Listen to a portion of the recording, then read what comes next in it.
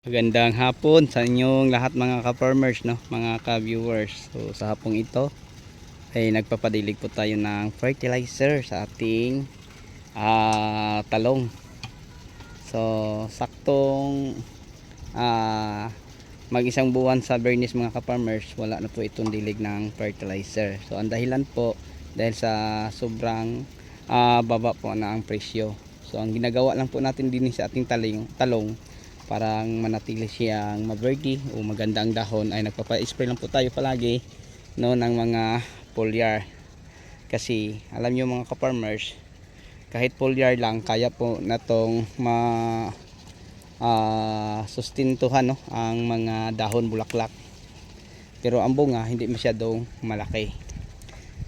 Pero kung pag-usapan natin sa bulak at saka sa bunga, hindi naman mawawala, meron naman siya, no, pero maliit lang mga ka-farmers. So ngayon, dahil gumagalaw na ang presyo sa ating talong, tatalian na po natin ito uli mga ka-farmers, kasi marami pa po itong mga bungang maliliit. So kahapon di ay napipitasan po natin to ng 300 kilos, no, ang ating talong. So nasa 5,000 to kapuno dito banda. So yun ang ating napipitas mga ka-farmers. Kahit wala ng fertilizer, foliar lang yung palagi natin ginagamit din tuloy pa din ang ating pag-harvest para may maintenance tayo, no, sa mga bulaklak. Yan, kita ninyo. Tapos napakalinis na ang mga dahon. So yun lang po ang ating ginagawa din Tapos yung gitna mga ka-farmers, kita natin kung gaano kalinis. Nagpapa-spray lang po tayo ng herbicide. Okay, so sa nagtatanong sa akin patungkol po sa fertilizer, every week po mga ka-farmers. So ginagawa ko lang po itong video na to kung anong dahilan kung bakit hindi tayo nagdidilig ng fertilizer, dahil sa sobrang baba ng presyo, no. Pati yung pagpa-spray mga ka-farmers, no, ng para sa prochot borer, pinapahinto din natin. So foliar lang at saka fungicide ang pinapa-spray. So ngayon na gumalaw na ang presyo, kasi kagabi mga ka-farmers nag-deliver po tayo ng kamatis at talong. Yung harvest natin kahapon sa Batangas ay ang kuha sa ating talong may nakuha na 60, ganyan may 50, hindi magkapareha. So yun po ang dahilan na sa ngayon ay nagpapadilig na po tayo ng tubig at saka fertilizer. Pagkatapos fertilizer, tubig na naman din. Mamaya magpapa-spray po tayo, no, ng Perfectayon para sa mga suwing ang sucking insect, kasi meron tong mga ka-farmers na mga white fly natin napapansin. Marami po ang white fly din natin nakikita. Yan, may yung mga puti na lumilipad, white fly po mga ka-farmers. So ang ipa-spray natin Perfectayon, tapos sabayan lang natin mga ka-farmers ng foliar na Green Acres at saka yung Apsa 80, yung sticker natin. Kasi maganda mga ka-farmers, no, na pag mag-spray tayo ng para sa white fly, samahan natin ng Green Acres. So kita natin mga ka-farmers, ang ating talong ay nag-cluster, no. Ito mga ka-farmers, daming mga magkadikit na mga maliit na bunga. So yun po ang kagandahan, kahit wala na siyang fertilizer, na natili pa rin maberde ang kanyang dahon, dahil tuloy man ang ating pag-spray sa foliar na kasama sa fungicide. So ang fungicide ang ating ginagawa din pang prevention lang, para wala tayong mapapansing mga sakit, no, maliban lang sa feasting insekto na white fly at saka yung mga trips mga ka-farmers, mayroon din kaya nga nagpapa-spray po tayo mamaya ng Perfectayon. Ayan, nag-ano na ako ng tubig mga ka-farmers, para pang spray. So makulimlim na ang panahon, kita din natin, no, mag-alas 5 na, kita din natin mga ka-farmers may tubig pa, kasi malakas po ang ating solar dahil 8 panel board. Yan, tapos 3 to mga ka-farmers, meron pa doon, yan. So kahit mag alas 5 na, no, kita nyo ang araw. So dahil random pa nila ang init mga ka-farmers at solar, yan, kasi 8 panel board po, kaya malakas. So ang ating 4 mga ka-farmers may tubig na naman, pero mahina na, hindi katulad nito. Pero siguro mga isa na lang siguro, ganyan na lang siguro. Pero ito 3 to mga ka-farmers, yung kulay pula at saka yung puti sa dulo. So yun po. So nagkasalod tayo para pang spray natin mamaya. Okay, so yun lang siguro mga ka-farmers, no, ang ma-share ko. na ang ipapa-spray ko po din para sa kaalaman sa lahat at saka sa lahat na mga subscriber ko na inaabangan palagi ang aking mga upload na mga video. Ayun lang, perfectayon po ang aking ipapa-spray sa ating talong kasi may white fly. Tapos ang presyo maganda na po.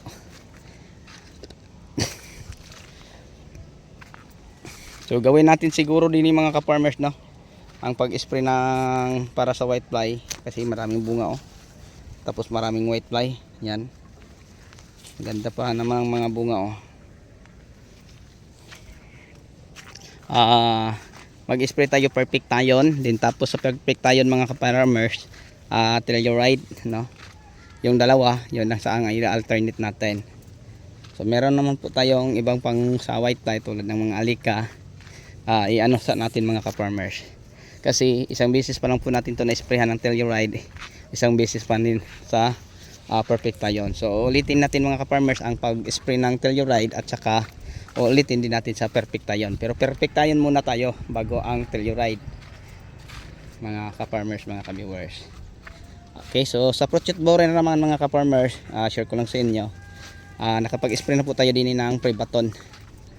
So ang i-spray na naman natin sa susunod din mga ka-farmers, Exalt, no, Exalt naman po tayo. So yun na po ang ating gagamitin. So sana nga ang ating talong ay makapagbigay pa to ng mga magandang bunga mga ka-farmers kasi mag-5 buwan na po ito, no, 4 na siya buwan, mag-5 na din. Yung kabila natin mag-6 na yung raton. So ayan, maberde. So kita tayo din banda para makita. Ayan na po mga ka-farmers. So magkatabi lang po ang ating talong at saka ang ating kamatis. So ang kamatis natin mga ka-farmers, 12 times harvest na po siya, no? So nag-deliver kami kagabi, nakakuha pa tayo mga kagabi mga ka-farmers, no, 1,002 kilos sa pang 12. So meron pa, hindi naman masyadong marami, at least meron pa mga ka-farmers. Ayan, nakita niyo. So yung ano natin, mag-1 buwan na wala ng fertilizer. Kundi ang ini-spray natin dire foliar na lang na Green Acres at saka Daitin Anthracol. Yun na lang mga ka-farmers, no? Para sa mga bunga na meron pa na pwede nating i-harvest. So ngayon, saktong mag-1 buwan sa Bernice. Ngayon pa lang natin ito nabalikan ng pagdilig ng fertilizer. Kung tanongin nyo ako kung bakit maganda pa ang mga dahon, dahil tuloy pa din ang pag-spray natin ng fungicide na Daitin Anthracol at saka yung foliar natin na Peters at saka Green Acres. Din ngayon, nagpapadilig tayo ng tubig at saka nagpapadilig din ng fertilizer. So sabay po mga ka-farmers, no, ang ating bagong tanim na kamatis doon at saka ang ating ampalaya at saka ang ating raton na talong at saka ito. Ang pinapahinto natin mga ka-farmers, ito na lang ang ating kamatis kasi mura na. So balik na po natin tong papalitan, no, ng ampalaya. Yan po ang ating plano din. So pagkatapos kamatis, ampalaya. At dito naman sa ating ampalaya, may nakatubo na po tayong mga punla din na talong mga ka-farmers. So talong na naman ang ating itatanim din. Pwede naman po kamatis mga ka-farmers, pero talong muna tayo bago si kamatis. Okay, so bago tayo magtapos mga ka-farmers sa ating kwentuhan patungkol po sa ating ginagamit na insecticide para sa fruit fly na Perfectayon at saka telluride, yun ang atong gamitin diri pang alternate. Bago natin tapusin, big love shout out po, no, sa lahat na mga subscriber ko, no, yung mga subscriber natin nasa ibang bansa, nasa Germany, nasa Japan, sa Taiwan, okay, nasa Saudi. So ingat kayo dyan. Alam natin mga ka-farmers kung gaano kagulo ang lugar na yon dahil sa isang bansa na hindi sila nagkasundo, kaya nga may gera doon sa kanila, kaya mag-ingat kayo. So sa Australia naman, may love shout out din. Okay, sa Canada, sa Los Angeles. Okay, may love shout out po, no, sa mga kaibigan ko diyan sa Los Angeles, no. Mga career family. So may love shout out po sa inyo. Salamat po sa patuloy ninyo na pagsuporta sa atin. So yung mga kamatis natin mga ka-farmers, may bunga pa po ito.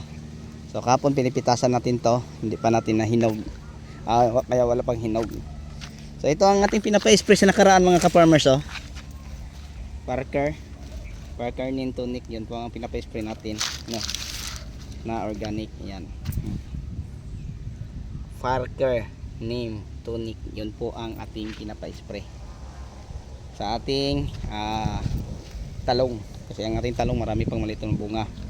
Tapos ang ating kamatis yun, natanggal lang yung mga bunga din eh, kaya yan, may isa dalawa yung pinakadulo yun na lang ang natitira.